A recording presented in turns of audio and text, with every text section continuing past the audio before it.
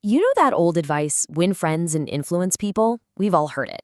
But what if, right now, in this crazy age of AI and endless scrolling, that advice is completely, totally broken? I mean, seriously, think about it for a sec. What if the constant hustle to get everyone to like you is the one thing that's actually pushing real, genuine connection further and further away? It all kicks off with something I call the performance trap. And, it's a cycle that so many of us are stuck in, and we don't even see it happening. Does this sound familiar at all? It's that modern grind: work, clean, sleep, repeat. You've got like 1,000 friends online, but in reality, you feel totally and completely disconnected. It's the biggest paradox of our time. And this is the playbook we've all kind of been handed, right? We overshare everything just for that tiny little hit of validation. We start measuring our own self-worth in likes and comments. We're all busy curating this perfect, flawless highlight reel of our lives, and at the same time, we're hiding all the messy, imperfect, actual human parts of who we are. We're all playing a role, but we've forgotten how to just be ourselves. And if that wasn't already a big enough mess, there's a brand new technology that's basically pouring gasoline on this whole fire of fake connection. Yep, it's AI. Get this. This is a real-life rejection text that a student sent, and the whole thing was written by ChatGPT. I'm talking 6 paragraphs of polite, robotic, and just utterly cringeworthy text. He was so terrified of saying the wrong thing that he just outsourced a simple human conversation to a machine. And you know what? The person who got it knew almost instantly that it wasn't from him. Yeah, there's actually a name for this. Researchers call it social offloading. It's this idea that we're using agents like AI to do the heavy lifting of socializing for us. It's not just about getting help with your math homework anymore. We are literally outsourcing the act of human communication. And here's the real cost, the part that's kinda scary.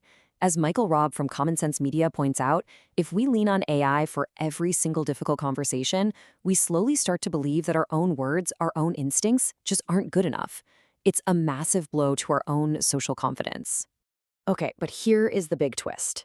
While all this tech is pushing us to be perfect, and let's be honest, kind of inhuman, real people are starting to crave the exact opposite. They're craving something real. Check this out.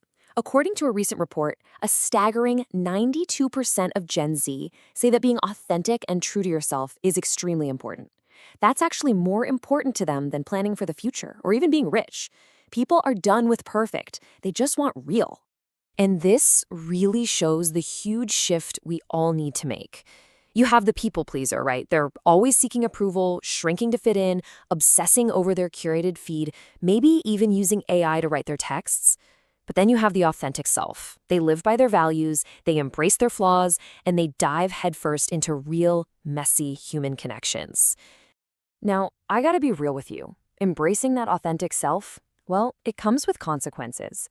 And one of the toughest, but also most necessary, is that you might just start to outgrow the people around you.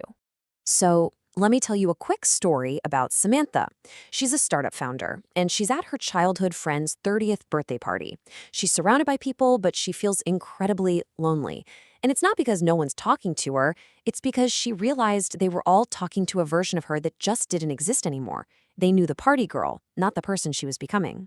You see, what happened here is a classic case of values just not lining up anymore. Her friends still valued things like comfort and getting approval, but Samantha's values, they'd shifted to growth, to integrity. So every single time she was with them, she had to make a choice. Do I shrink myself down to fit in, or do I stay true to myself and feel that gap between us grow? And here's the thing about that feeling. When you stop getting that constant validation from your old crew, you're forced to find it within yourself. That lonely chapter isn't a sign that you're failing, it's the training ground. It's the space where your real identity finally gets built. So, if we all agree the old playbook of trying to please everyone is busted, then what's the new one? How do we actually build those deep, authentic connections that we're all starving for? All right, let's get into it. Here are the 4 new rules. Step 1. Stop trying to impress everyone and start actually connecting. 2. Share a little less, but connect way deeper.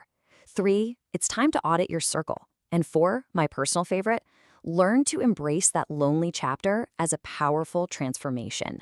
So what does this actually look like in real life? Well, instead of just talking about yourself all the time, Get curious, ask people questions, and take a little leap of faith. Research actually shows we constantly underestimate how much other people want to connect with us. So go for one real, deep conversation instead of 100 meaningless updates online. And remember, you can't possibly meet the right people if your life is already crowded with the wrong ones. So if you walk away with one thing today, let it be this. The goal was never to be liked by everyone. That's an impossible game you will never win. The real victory is just having the guts to be yourself so you can finally find the people who were out there looking for you all along.